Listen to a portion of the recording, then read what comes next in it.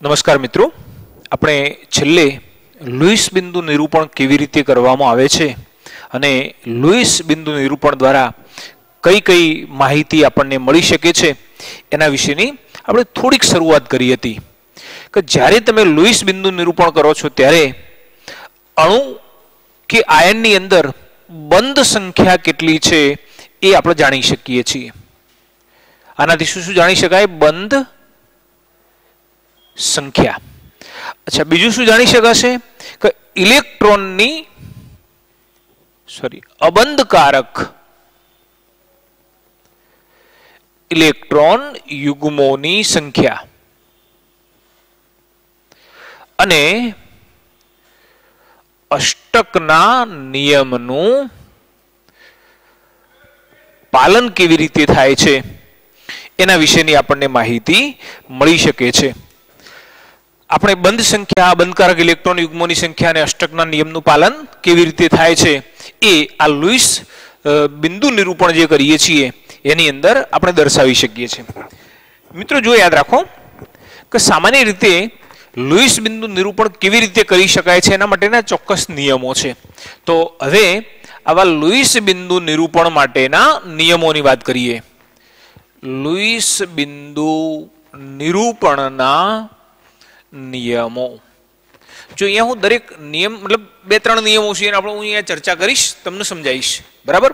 આપણે નિયમોને યાદ રાખવાના, મતલબ નિયમો ગૂંથવાની જરૂર નથી, પણ નિયમોને આપણે એપ્લાઇડ કરવાના છે. કોઈ પણ જ્યારે લુઈસ બિંદુ નિરૂપણ કરીએ છીએ તો આ જે નિયમો છે એને આપણે અનુસરીશું અને એ પ્રમાણે આપણે જો કદાચ એ નિયમોને અનુસરીશું તો તમે કોઈ પણ અણુ માટે જે લુઈસ બિંદુ નિરૂપણ છે એ બહુ સહેલાઈથી સરળતાથી કરી શકશો. સૌથી પહેલું કે સૌ પ્રથમ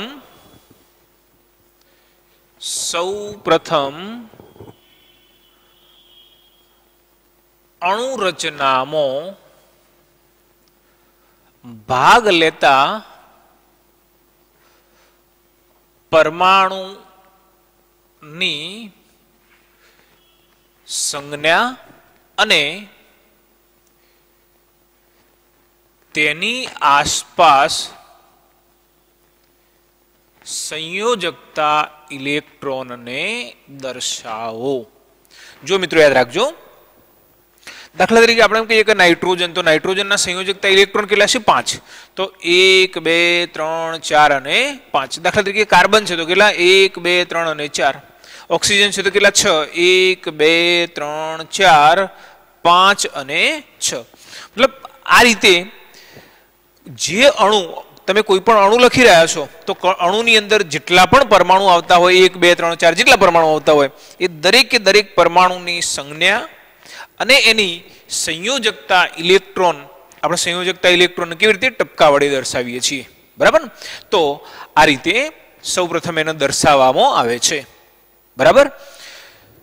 જો ઋણ આયન રચાતા હોય, મિત્રો સમજો, જો ઋણ આયન રચાતા હોય તો તટસ્થ પરમાણુઓમાં રહેલા ઇલેક્ટ્રોન ઉપરાંત ઋણ વીજભાર જેટલા વધારાના ઇલેક્ટ્રોન ઉમેરાય છે. અર્થાત એટલા ઇલેક્ટ્રોન વધારાના દર્શાવવામાં આવે છે. તથા ધન આયનમાં તટસ્થ પરમાણુઓમાં રહેલા ઇલેક્ટ્રોન માંથી ધન વીજભાર જેટલા ઇલેક્ટ્રોન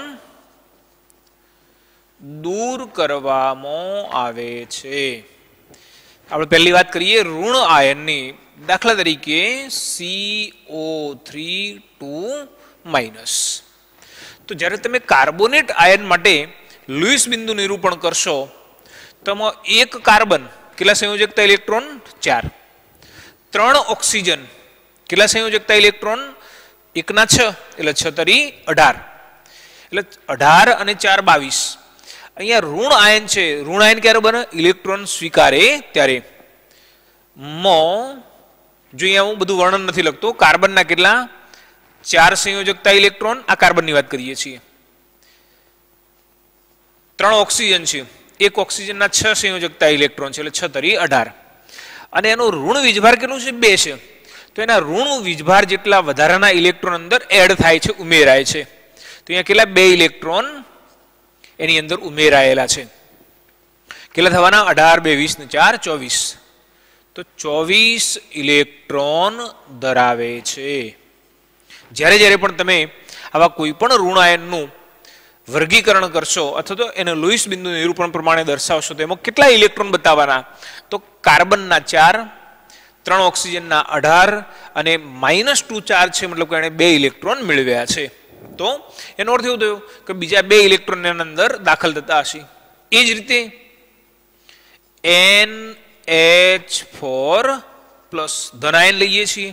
જો અહીંયા બતાવ્યું છે કે ધન આયનમાં તટસ્થ પરમાણુઓમાં રહેલા ઇલેક્ટ્રોનમાંથી ધન વીજભાર જેટલા ઇલેક્ટ્રોન દૂર કરવામાં આવે છે. ચલો નાઇટ્રોજનના સંયોજકતા ઇલેક્ટ્રોન કેટલા?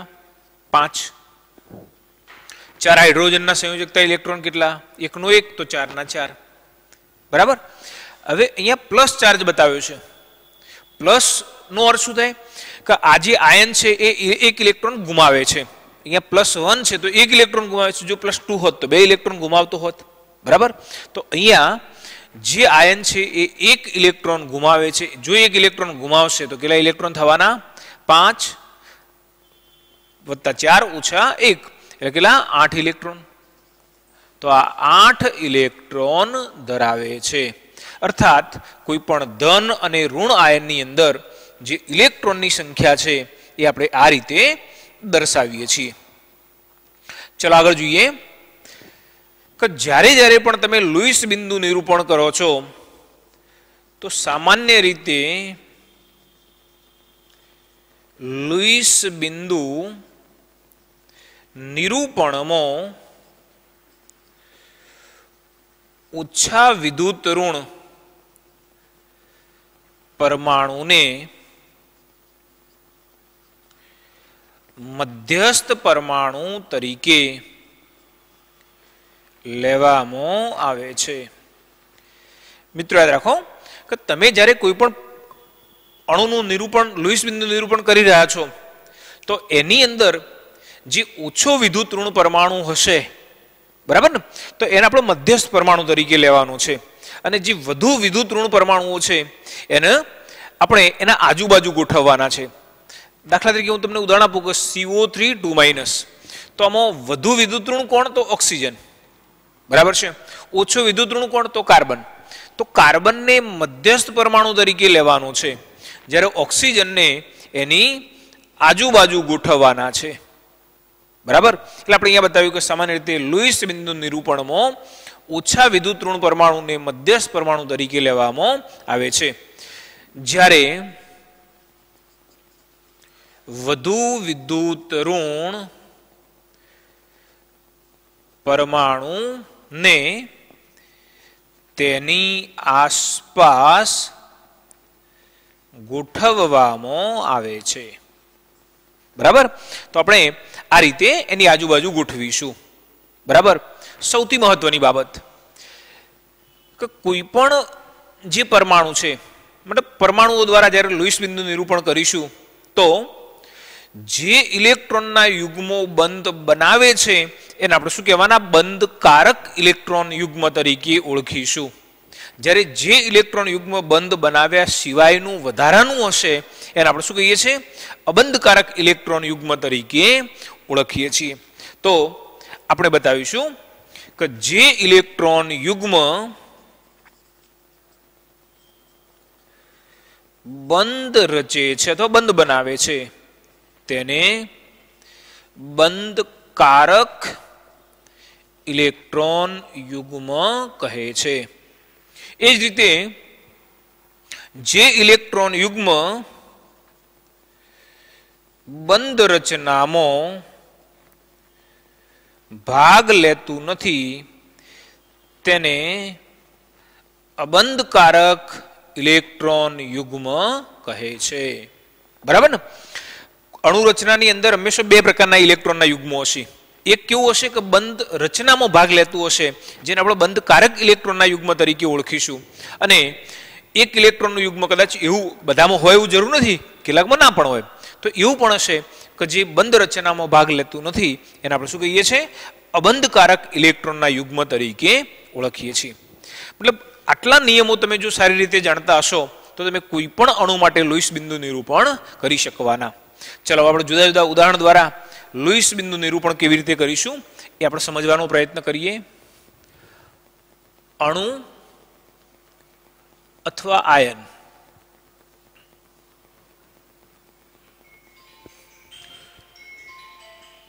લુઈસ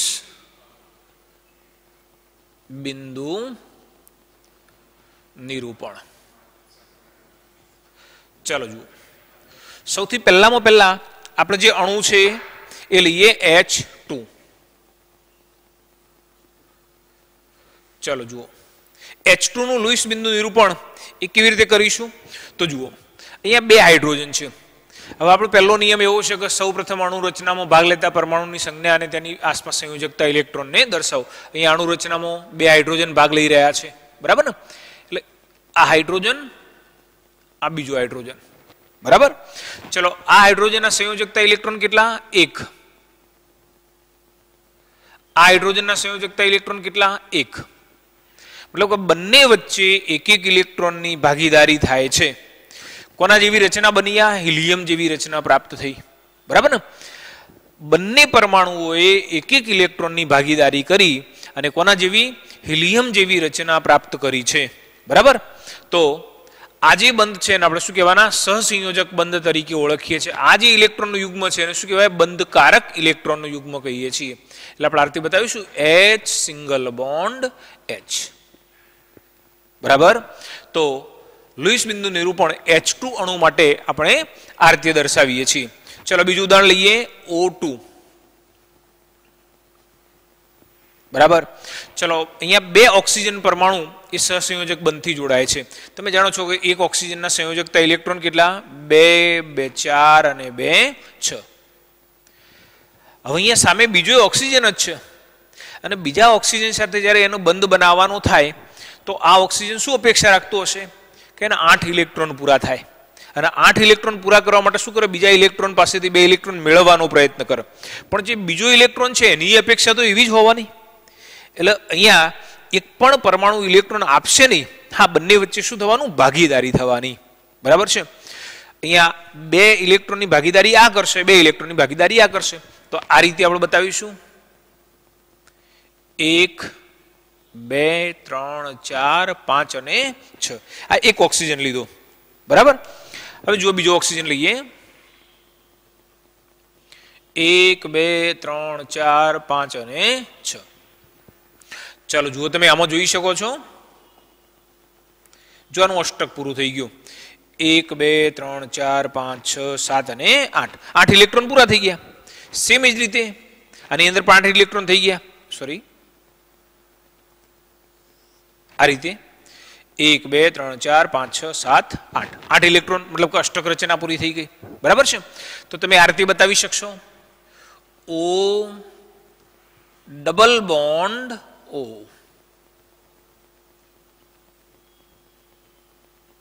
બરાબર? ચલો મિત્રો જુઓ, અહીં આગળ આ બંને ઇલેક્ટ્રોન બંધ રચે છે. તો આ જે ઇલેક્ટ્રોન યુગ્મ છે એને શું કહેવાય? બંધકારક ઇલેક્ટ્રોન યુગ્મ. આને શું કહેવાય? બંધકારક ઇલેક્ટ્રોન યુગ્મ. તમને પ્રશ્ન પૂછે કે લુઈસ બિંદુ નિરૂપણ O2 ના લુઈસ બિંદુ નિરૂપણમાં બંધકારક ઇલેક્ટ્રોન યુગ્મોની સંખ્યા કેટલી? આપણે અહીંયા બતાવ્યું છે કે જે ઇલેક્ટ્રોન યુગ્મ બંધ રચે છે તેનો બંધકારક ઇલેક્ટ્રોન યુગ્મ કહીએ છીએ. તો આ બંધકારક ઇલેક્ટ્રોન યુગ્મ છે. તો કેટલા? 2 બંધકારક ઇલેક્ટ્રોનના યુગ્મો છે. અચ્છા, બીજું, જે ઇલેક્ટ્રોનનું યુગ્મ બંધ રચનામાં ભાગ નથી લેતું એને શું કહીએ છીએ? અબંધકારક ઇલેક્ટ્રોન યુગ્મ. જો 1, 2, 3, 4 અહીંયા દેખાય છે 4 જે બાકી વધ્યા એ. બરાબર?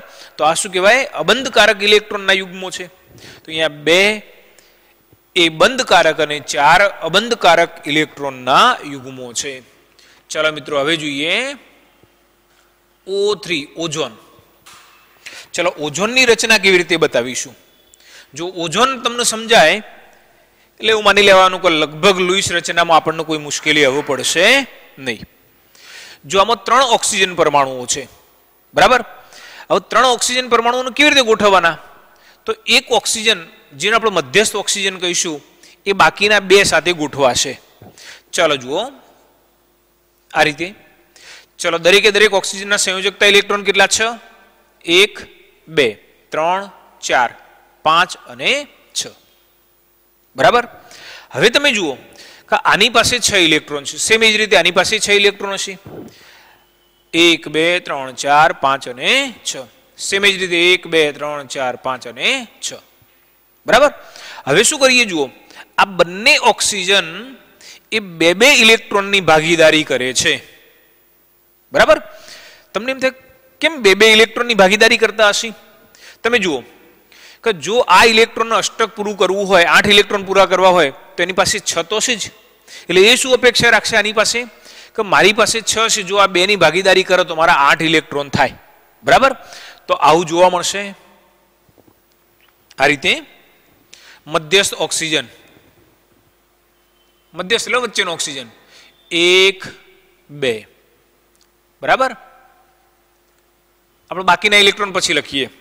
ચલો આ બાજુનું ઓક્સિજન એના 8 ઇલેક્ટ્રોન, સોરી 6 ઇલેક્ટ્રોન 1 2 3 4 5 અને 6. જો આ ઓક્સિજનનું અષ્ટક પૂરું થઈ ગયું, આ ઓક્સિજન જે હતું એનું અષ્ટક પૂરું થઈ ગયું, એના 8 ઇલેક્ટ્રોન થઈ ગયા. ક્યારે? કે એના પોતાના 6 અને વચ્ચેના ઓક્સિજન સાથે 2 ની ભાગીદારી કરશે ત્યારે. બરાબર. ચલો હવે જે રીતે આ ઇલેક્ટ્રોને અષ્ટક પૂરું કર્યું 2 ઇલેક્ટ્રોનની ભાગીદારી કરીને, એ રીતે આ પણ ભાગીદારી કરશે. બરાબર. તમે એમ કહેશો કેટલાની ભાગીદારી કરશે? તો 2 ની ભાગીદારી કરશે.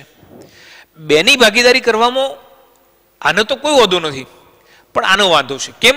જો હું તમને એનું રીઝન સમજાવું. દાખલા તરીકે તમે અહીંયા 2 ઇલેક્ટ્રોન લખી દીધા. બરાબર. હવે તમે આ ઓક્સિજન માટે લખશો, શું લખવાના અર્થે?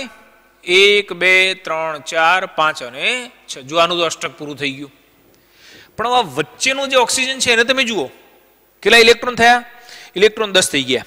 કેવી રીતે? 2 2 4 6 2 8 અને 2 10.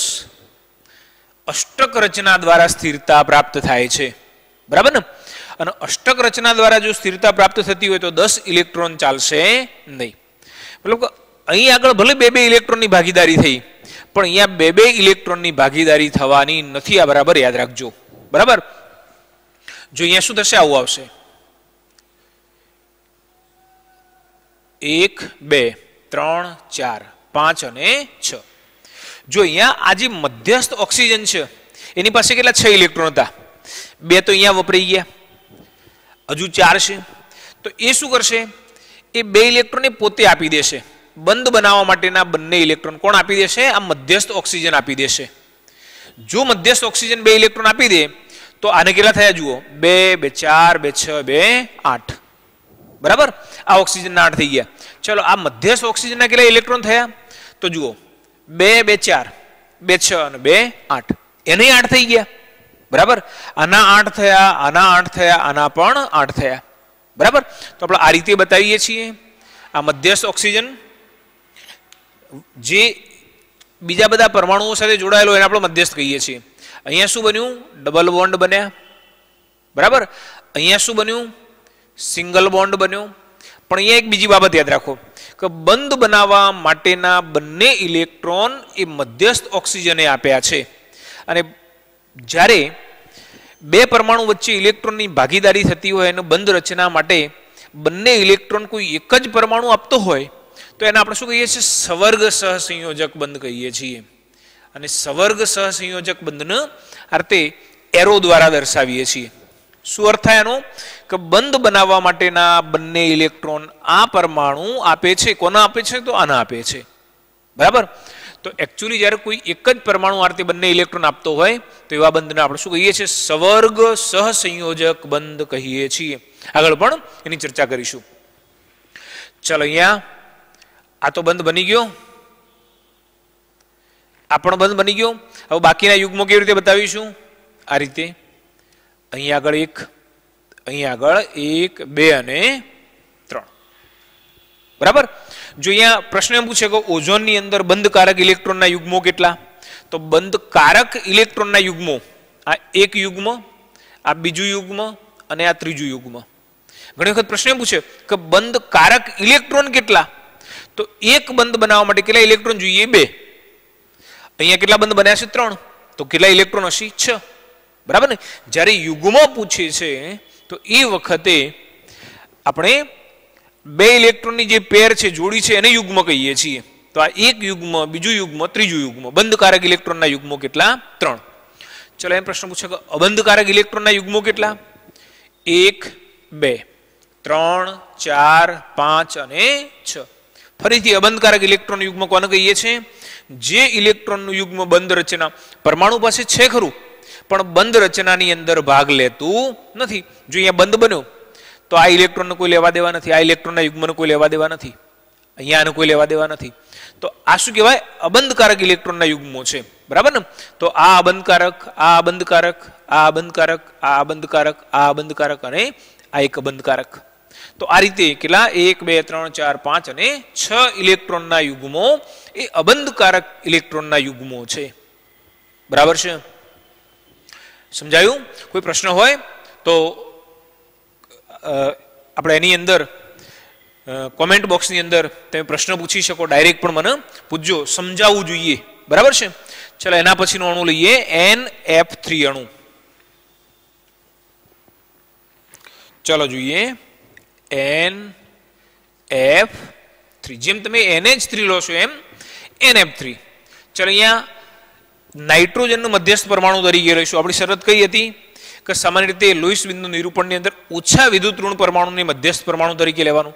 નાઇટ્રોજન વિદ્યુત ઋણ છે, પણ એના કરતાં ફ્લોરિન વધારે વિદ્યુત ઋણ છે. તો આપણે મધ્યસ્થ તરીકે કોને લઈશું? નાઇટ્રોજનને. બરાબર.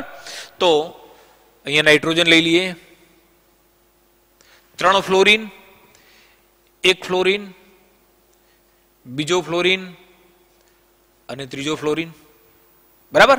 ચલો નાઇટ્રોજનના સંયોજકતા ઇલેક્ટ્રોન કેટલા? 5. કેવી રીતે બતાવીશું? નાઇટ્રોજનના સંયોજકતા ઇલેક્ટ્રોન હું આ રીતે બતાવી દઉં. ચલો જુઓ, 5 સંયોજકતા ઇલેક્ટ્રોન છે. 1, 2 અને 3, 4 અને 5. મિત્રો યાદ રાખો કે જેવી જરૂરિયાત હોય એ પ્રમાણે આપણે ફેરફાર કરી દેવાનું. બરાબર ને.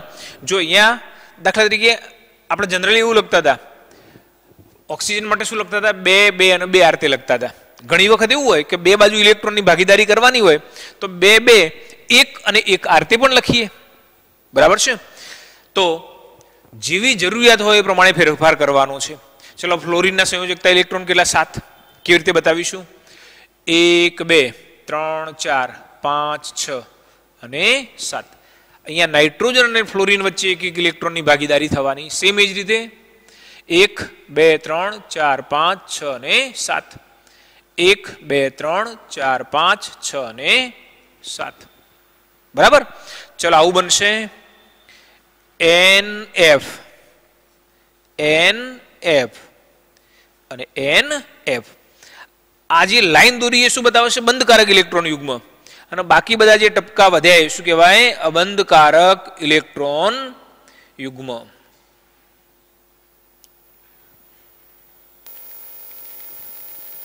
બરાબર. પ્રશ્ન પૂછે કે NF3 અણુમાં અબંધકારક ઇલેક્ટ્રોનના યુગ્મોની સંખ્યા કેટલી? જો અબંધકારક ઇલેક્ટ્રોનના યુગ્મોની સંખ્યા કેટલી? 3, 3, 6, 3, 9 ને 1, 10. ઘણી વખત એવો પ્રશ્ન પૂછે કે NF3 ના અણુમાં મધ્યસ્થ પરમાણુ પાસે અબંધકારક ઇલેક્ટ્રોન યુગ્મોની સંખ્યા કેટલી? ચલો NF3 ના અણુની અંદર મધ્યસ્થ પરમાણુ કયો? નાઇટ્રોજન. તો એની પાસે અબંધકારક ઇલેક્ટ્રોનના યુગ્મો કેટલા? તો એની પાસે અબંધકારક ઇલેક્ટ્રોનના યુગ્મો કેટલા છે? માત્ર 1 જ છે. બરાબર. તમને જે રીતે એ પ્રશ્ન પૂછે એ રીતે આપણે એનો જવાબ શોધવાનો છે. બરાબર. એમને બધા પર આપણે ડાયરેક્ટ ગણિત નાખવાના એવું નહીં. ચલો મધ્યસ્થ પરમાણુ કેટલા બંધકારક ઇલેક્ટ્રોનના યુગ્મો ધરાવે છે? તો 1, 2 અને 3. બરાબર, અથવા અણુમાં કેટલા બંધકારક ઇલેક્ટ્રોનના યુગ્મો આવેલા છે તો 3 છે, બરાબર. તો આ રીતે NF3 અણુની અંદર આપણે આવી બંધ રચના દર્શાવીએ છીએ.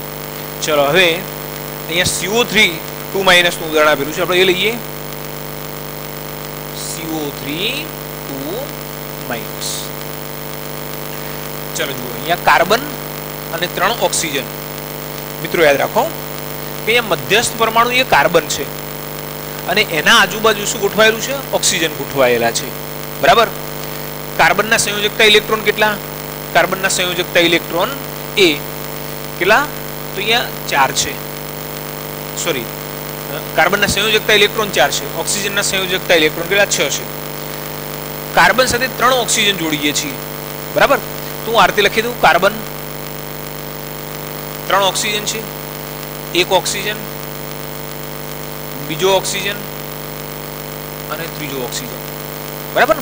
આપણને ડાયરેક્ટ નથી ખબર પડતી, આપણે બીજે ક્યાંક પેલા રફ કામ કરી દેવાનું, પછી તો આગળ લખવાનું, બરાબર ને.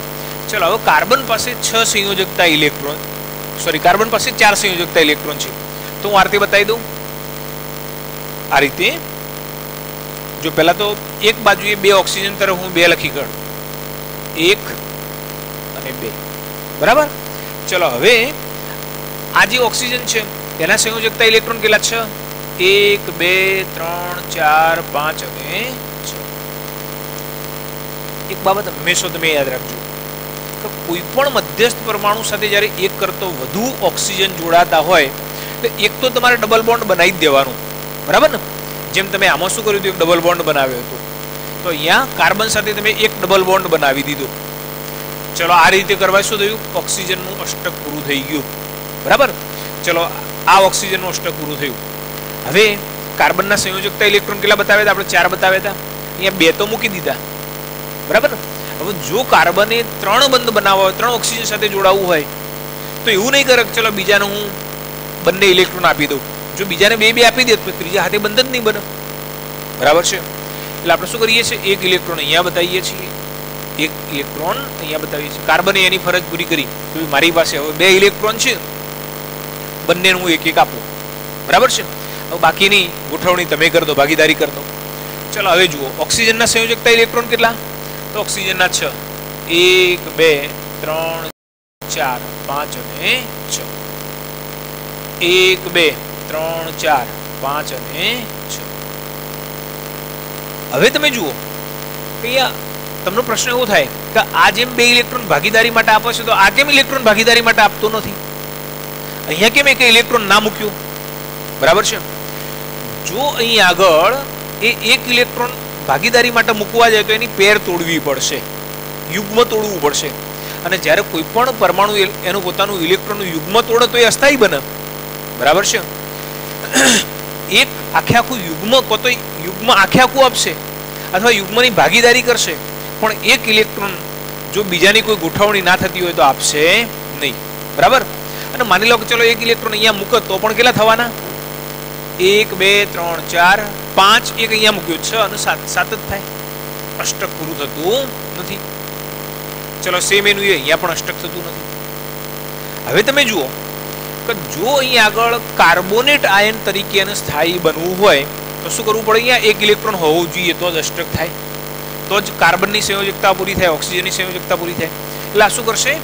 એની પેર નહીં તોડે, ક્યોકથી ઇલેક્ટ્રોન ઉછીનું લેશે, બરાબર. બહારથી ક્યોકથી મેળવશે. દાખલા તરીકે બહારથી મેળવેલો ઇલેક્ટ્રોન હું અહીંયા અલગ પડે એટલા માટે બતાવું છું. આ બહારથી મેળવેલો ઇલેક્ટ્રોન, બરાબર.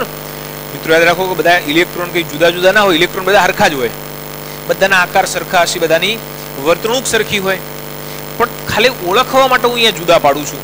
કેમ અહીંયા આ વાદળી ટપકા કેમ કર્યા? તમને ખબર પડે કે આ કાર્બનના ઇલેક્ટ્રોન બતાવ્યા છે, કાર્બનના સંયોજકતા ઇલેક્ટ્રોન કેટલા છે? 4 છે, એટલે તમને ખ્યાલ આવી જાય, બરાબર.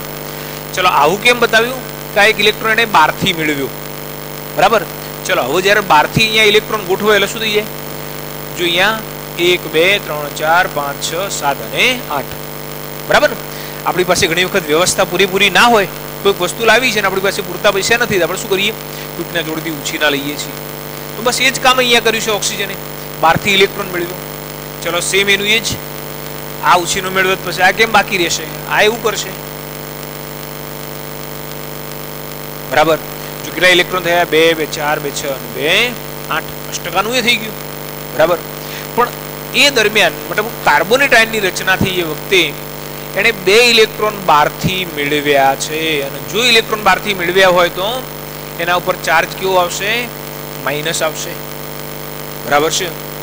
તો આ રીતે આપણે દર્શાવીશું, અથવા આ રીતે પણ લખી શકાય, C single bond O, single bond O, double bond O. ચલો અહીંયા ડબલ બોન્ડ બની ગયો, તો એ સિવાય કેટલા યુગ્મો બાકી વધ્યા? 2. ચલો અહીંયા કેટલા? એક બંધ બન્યો, કેટલા યુગ્મો છે? 1 2 અને 3. અહીંયા કેટલા? 1 2 અને 3. 2 માઇનસ.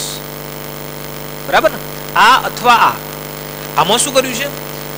આની અંદર જે બંધકારક ઇલેક્ટ્રોનના યુગ્મો છે એને બંધ સ્વરૂપે બતાવ્યા છે, અને આની અંદર બંધકારક ઇલેક્ટ્રોન યુગ્મોનો ખાલી ટપકા સ્વરૂપે જ બતાવ્યા, ઇલેક્ટ્રોન સ્વરૂપે બતાવેલા છે.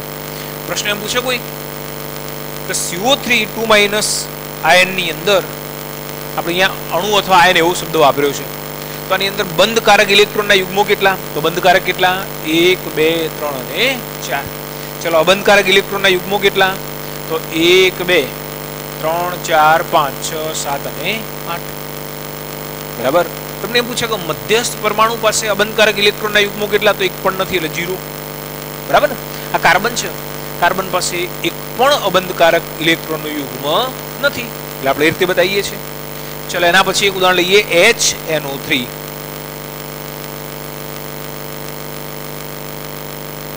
ચાલો જુઓ, નાઇટ્રિક એસિડ HNO3. બરાબર. ચલો હવે HNO3 ની અંદર સૌથી પહેલા તો મધ્યસ્થ પરમાણુ કોને લઈશું? આપણે અહીંયા મધ્યસ્થ પરમાણુ તરીકે નાઇટ્રોજન લઈએ છીએ. તમને એમ થાય સાહેબ તમે તો અહીંયા એવું કહ્યું હતું કે ઓછા વિદ્યુત ઋણ પરમાણુને મધ્યસ્થ પરમાણુ તરીકે લેવાનું, તો અહીંયા સૌથી ઓછો વિદ્યુત ઋણ પરમાણુ તો કયો છે? હાઇડ્રોજન. કેમ હાઇડ્રોજન ના લીધું? બરાબર ને? આવો પ્રશ્ન થવો જ જોઈએ. પણ હાઇડ્રોજનની સંયોજકતા કેટલી છે? એક જ. હાઇડ્રોજન કેટલા બંધ બનાવી શકે? એક જ બંધ બનાવી શકે. મતલબ તમે હાઇડ્રોજનનું જો સેન્ટરમાં લઈ લેશો તો આટલા બધા એક નાઇટ્રોજન આટલા બધા ઓક્સિજન એ થોડું જોડી શકશે. અને આમાં હાઇડ્રોજન તો હંમેશા કેવો ગોઠવાય? છેડામાં જ ગોઠવાય. બરાબર. એટલે હાઇડ્રોજનને આપણે ગણતરીમાં નહીં લઈએ. તો બાકી જે વધે એમાં કોણ મધ્યસ્થ પરમાણુ તરીકે આવશે? નાઇટ્રોજન. બરાબર ને? તો હું આ રીતે બતાવું, નાઇટ્રોજન. બરાબર. હવે નાઇટ્રોજન સાથે શું છે? 3 ઓક્સિજન. બરાબર. ચલો 3 ઓક્સિજન એટલે કેટલી? 3 બાજુએ બતાવી દઈએ, 1 2 અને 3. ચલો હવે તમે જુઓ કે ઓક્સિજનના સંયોજકતા ઇલેક્ટ્રોન કેટલા? 6. નાઇટ્રોજનના સંયોજકતા ઇલેક્ટ્રોન કેટલા? 5. અને હાઇડ્રોજનના સંયોજકતા ઇલેક્ટ્રોન કેટલા? 1. મેં તમને ફરી આ ત્રીજી વખત આપણે જોઈએ છીએ કે જ્યારે કોઈક મધ્યસ્થ પરમાણુ સાથે ઓક્સિજન જોડાતો હોય તો એક તો દ્વિબંધ બનાવી જ દેવાનું. યાદ રાખજો કે જ્યારે મધ્યસ્થ પરમાણુ સાથે એક કરતો વધારે ઓક્સિજન જોડાતા હોય તો પહેલો એકાદો તો આપણે દ્વિબંધ બનાવી જ દેવાનો. ચલો દ્વિબંધ ક્યારે બને? જો આ રીતે ગોઠવણી કરી દઈએ, 1 2 3 4 5 6. બરાબર. ચલો જુઓ, હવે અહીંયા 6 ઇલેક્ટ્રોન ગોઠવી દીધા. હવે નાઇટ્રોજનના કેટલા? 1 2. બરાબર. ચલો અહીંયા આ ઓક્સિજનનું અષ્ટક થઈ ગયું. બરાબર ને? ઓક્સિજનનું અષ્ટક થઈ ગયું. નાઇટ્રોજનના સંયોજકતા ઇલેક્ટ્રોન કેટલા હતા? 5 હતા. હવે નાઇટ્રોજનના ઇલેક્ટ્રોન કેવી રીતે બતાવવાના છે એ પણ આપણે જોઈએ, સાથે સાથે ઓક્સિજન માટે પણ જોતા જઈએ. ચલો જોઈએ, અહીંયા ઓક્સિજનના કેટલા ઇલેક્ટ્રોન? 1 2 3 4 6 ઇલેક્ટ્રોન છે. 5 અને 6. હું અહીંયા 6 બતાયા. કેમ અહીંયા ના બતાયા? જો આ ઇલેક્ટ્રોન બે ઇલેક્ટ્રોન અહીંયા આપી દેશે તો શું થઈ જાય? અહીંયા એવું બનશે કે નાઇટ્રોજનના બંધ વધી જવાના. બરાબર ને? જો અહીંયા કેટલા ઇલેક્ટ્રોન થઈ ગયા? 1 2 3 4. અને અહીંયા બંધ બનાવત કેટલા થઈ જાય? 5 6 7 8. તો આની સાથે જોડી જ નહીં શકે. બરાબર. એટલે અહીંયા બંધ બનાવવા માટેના બંને ઇલેક્ટ્રોન અહીં આગળ જે ઓક્સિજન સાથે બંધ બનવાનો એના બંને ઇલેક્ટ્રોન કોણ આપશે? આ નાઇટ્રોજન આપવાનું. બરાબર છે? નાઇટ્રોજને પોતાના બંને ઇલેક્ટ્રોન આપી દીધા. જો અહીંયા 8 ઇલેક્ટ્રોન થઈ ગયા, 1 2 3 4 5 6 7 અને 8. આ ઓક્સિજનના 8 ઇલેક્ટ્રોન થઈ ગયા. ચલો હવે નાઇટ્રોજનના સંયોજકતા ઇલેક્ટ્રોન કેટલા 5 હતા, એમાંથી 2 2 4 લખી દીધા, કેટલા બાકી વધ્યા, 1 બાકી વધ્યું. તો નાઇટ્રોજને પોતાનો 1 ઇલેક્ટ્રોન આપી દીધો.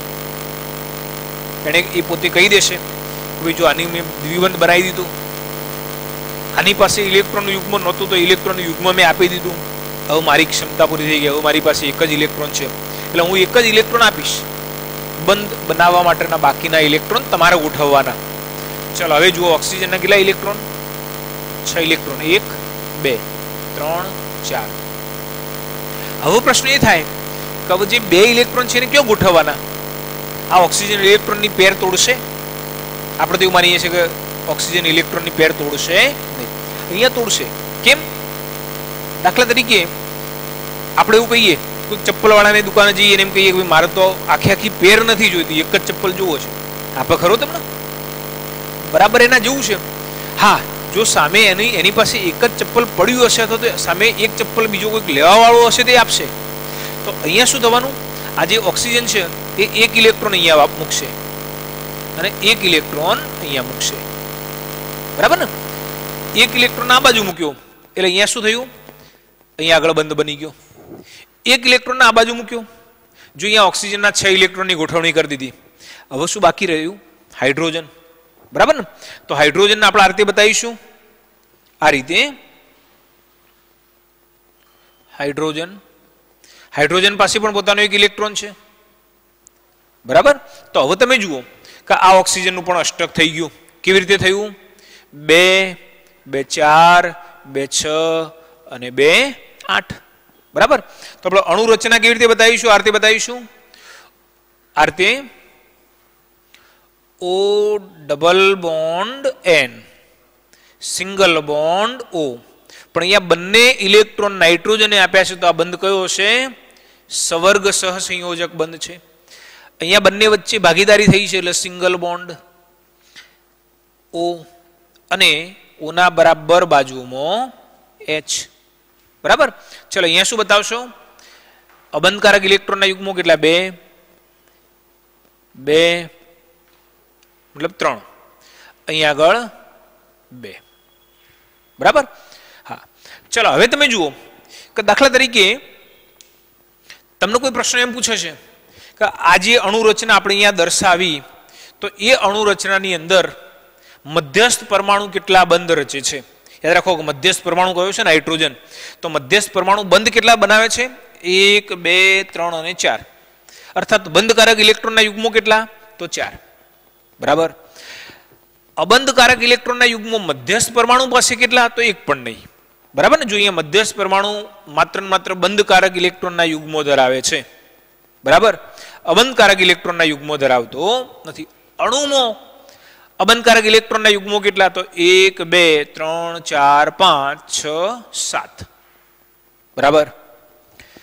કદાચ હજુ તમને આની અંદર કન્ફ્યુઝન હશે. આપણે જ્યારે પણ ઇલેક્ટ્રોન લુઈસ બિંદુ નિરૂપણ કરીએ છીએ તો કઈ બાબતો ધ્યાનમાં રાખીએ છીએ? સૌથી પહેલી બાબત કે મધ્યસ્થ પરમાણુ તરીકે ઓછા વિદ્યુત ઋણ પરમાણુની પસંદગી કરીએ છીએ. 1. બરાબર છે? ચલો બીજી કઈ બાબત કે તમે જ્યારે પરમાણુઓને એકબીજા એના આજુબાજુ તમે જ્યારે ગોઠવો છો તો એ વખત કઈ બાબત ધ્યાનમાં રાખવાની?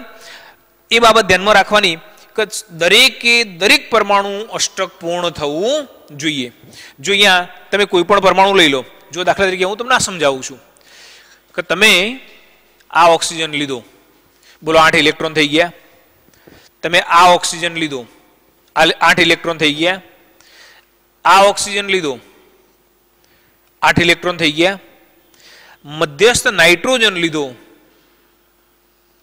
બોલો 8 ઇલેક્ટ્રોન થઈ ગયા. 2 2 4 2 6 અને 2 8. અને હાઇડ્રોજનની અંદર અષ્ટક ના બને, શું બને? દ્વિક રચના બને. તો અહીંયા શું બની ગયું? દ્વિક રચના બની ગઈ. જેનું જેવું જોઈતું હતું એવું બધું મળી ગયું છે. બરાબર ને? અને જો આ રીતે 8 ઇલેક્ટ્રોનની રચના પૂરી થતી હશે તો એ પ્રકારનો જે અણુ છે એ સ્થાયી થયેલો હોય છે અને લુઈસ બિંદુ નિરૂપણ એનું સંપૂર્ણ સાચું છે. બરાબર? અહીંયા આવા કેટલાક ઉદાહરણ મેં તમને સમજાવી દીધા છે. મતલબ કે જે આપણા માટે કામના છે એવા દરેક અણુ માટે આપણે આ રીતે લુઈસ બિંદુ નિરૂપણ કરી શકીએ છીએ. બરાબર? આપણી એક લિમિટેશન છે. આપણે અહીંયા આટલા ઉદાહરણ લઈએ છીએ. તમે આવા બીજા ઉદાહરણ લઈ અને ચેક કરી શકો. H2SO4 માટે કરી શકો, HCl માટે કરી શકો, બરાબર ને? NO3 માઇનસ માટે કરી શકો, H2CO3 માટે કરી શકશો, બરાબર છે? તો આ રીતે જુદા જુદા અણુ માટે તમે જાતે કરી શકો. તમને કોઈ જગ્યાએ કન્ફ્યુઝન લાગે તો મને પૂછજો, હું તમને સમજાવીશ.